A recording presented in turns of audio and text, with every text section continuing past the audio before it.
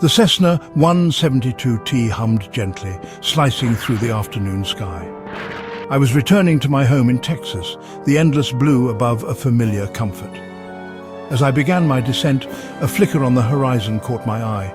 It was subtle, like a heat wave shimmering on the asphalt. It wasn't heat, though. This was different. I adjusted my aviator sunglasses, thinking it was just the sun playing tricks on me, but the shimmer remained, growing larger with each passing second. Cold dread crept up my spine. This was no natural phenomenon.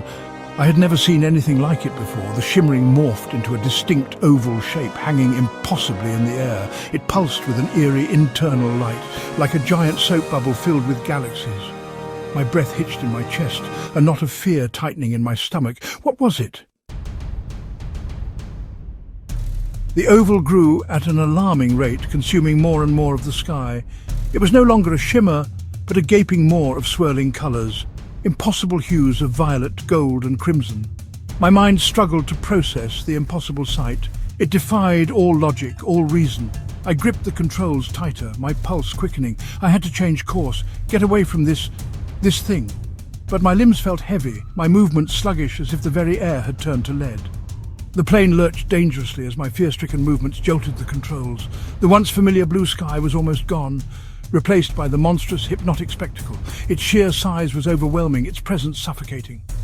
A low hum resonated from the portal, vibrating through the plane and into my very bones.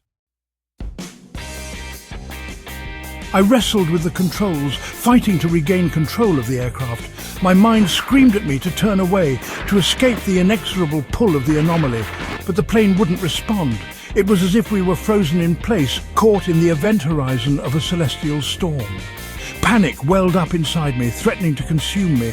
I could feel the blood pounding in my ears, my breath coming in short, sharp gasps. My eyes darted between the portal and my instruments, but nothing made sense. This was beyond anything in my years of flying.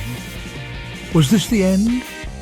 A wave of nausea washed over me as the plane shuddered violently, caught in the pull of the portal's strange gravity.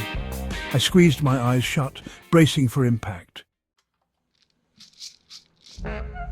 When I opened my eyes again, I was bathed in an otherworldly light.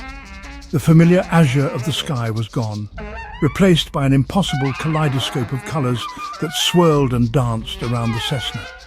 I was no longer in the sky, I knew. The plane lurched and bucked, tossed about like a toy in a tornado. I clung to the controls, my heart pounding in my chest. My senses were overloaded, bombarded by the sights and sounds of this alien realm. Where was I? What was this place? The questions echoed in the silence of my own mind. I had no answers, only the chilling certainty that I had stumbled into something far beyond my comprehension. Ahead, through the swirling chaos, I glimpsed something impossible. Land, but not as I knew it. We were falling, plummeting towards the unknown.